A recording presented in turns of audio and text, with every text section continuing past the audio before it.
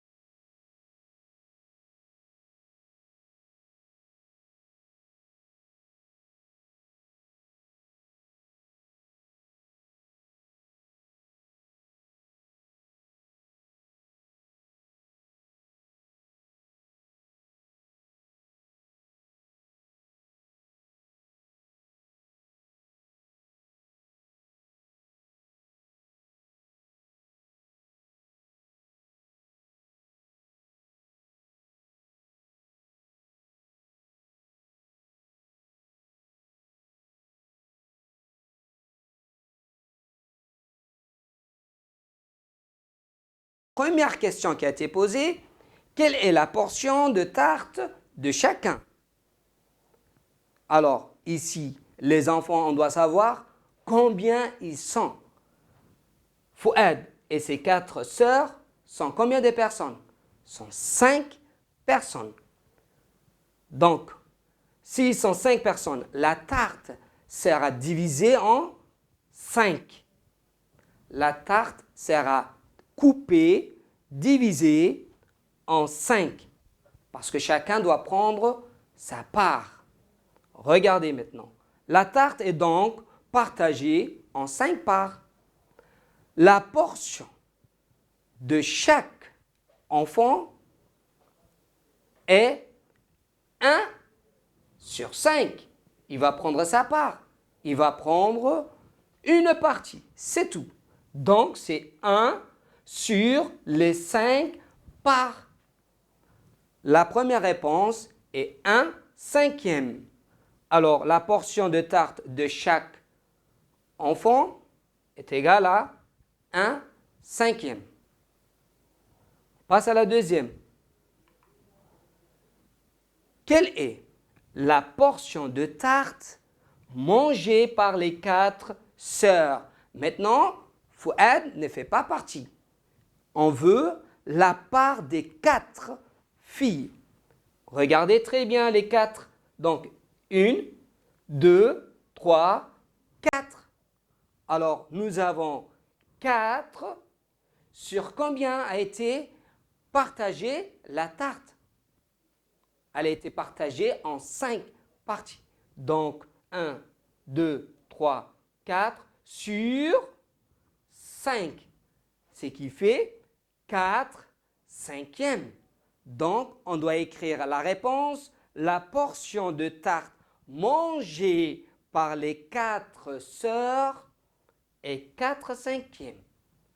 Très bien les enfants. On passe à la synthèse les enfants. Regardez très bien. Regardez cette figure. A été partagée en combien de parties? 6 parties. Très bien. Combien de parties qui a été coloriée? Une seule. Donc, c'est 1 sur le 6. On dit 1/6. Bravo. La deuxième figure, regardez très bien. Nous avons combien de parties? Nous avons 5 parties. Combien de parties ont été coloriées ici? Sur les 5, combien ont été coloriées? 3. Donc, c'est 3/5. On regarde la dernière figure. Nous avons combien de parties? Nous avons, si je compte, 1, 2, 3, 4, 5, 6, 7, 8. Alors, cette figure a été divisée en 8 parties. Combien de parties ont été coloriées? 1, 2, 3, 4. Donc, c'est 4/8. Mais comme vous le connaissez, on avait dit tout à l'heure, et quand on a corrigé aussi le devoir que j'ai donné à faire tout seul à la maison, que si le nombre numérateur est à la moitié du nombre dénominateur, c'est égal à 1/2. Bravo les enfants. Alors, je vous donne un petit exercice. Toujours, on est à la même page 132. Est-ce que vous êtes toujours à la même page, les enfants? Observez bien le problème numéro 4. Allez, prenez les enfants, le livre, la page 132, l'exercice numéro 4. C'est toujours une situation problème. Je vais lire. Madame Humeida a vendu les 10 parts de ce gâteau en 3 jours.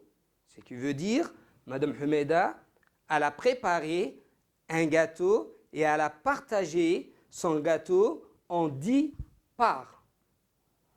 3 morceaux ont été vendus le samedi.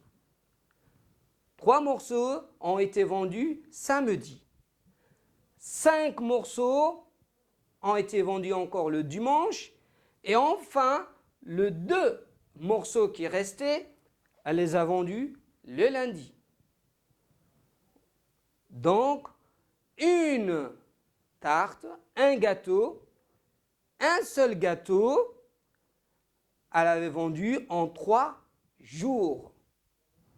La question, vous allez écrire la fraction de gâteaux vendus chaque jour.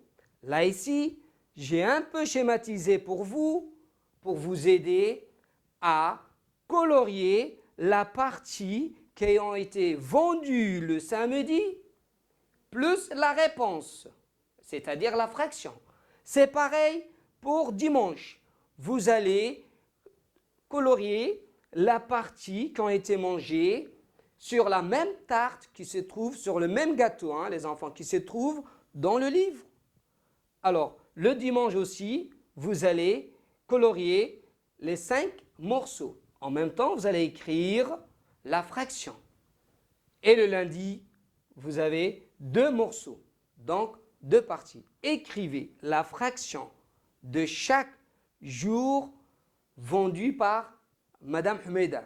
La fraction des gâteaux vendus chaque jour par Madame Humeida.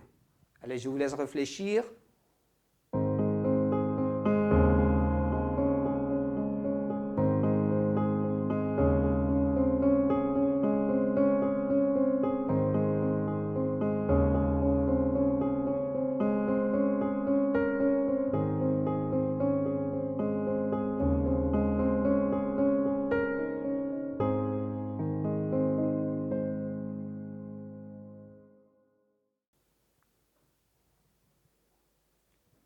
Vous écrivez les réponses sur vos cahiers.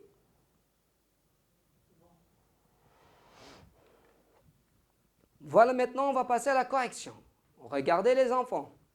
On sait que Madame Humeida avait vendu 3 morceaux de gâteau le samedi. Ce qui fait 3 sur les 10. Donc, c'est 3 dixièmes. 3 dixièmes. On regarde le deuxième gâteau. Et c'est toujours le même gâteau. Ici, le dimanche, Madame Humeida a vendu 5. 5 dixièmes, c'est la partie qui a été vendue le dimanche. On regarde lundi, c'est 2 morceaux, donc 2 dixièmes. J'espère que tout le monde a trouvé juste. Très bien. On passe maintenant à un petit exercice à faire tout seul à la maison et le corriger la prochaine fois, les enfants. Le travail à faire pour la prochaine fois, vous allez prendre le livre de mathématiques Maximat, c'est toujours le même livre. Vous allez cocher l'exercice numéro 7. Et vous allez le faire, comme ça on va le corriger, les enfants, la prochaine fois. Allez, au revoir et à la prochaine.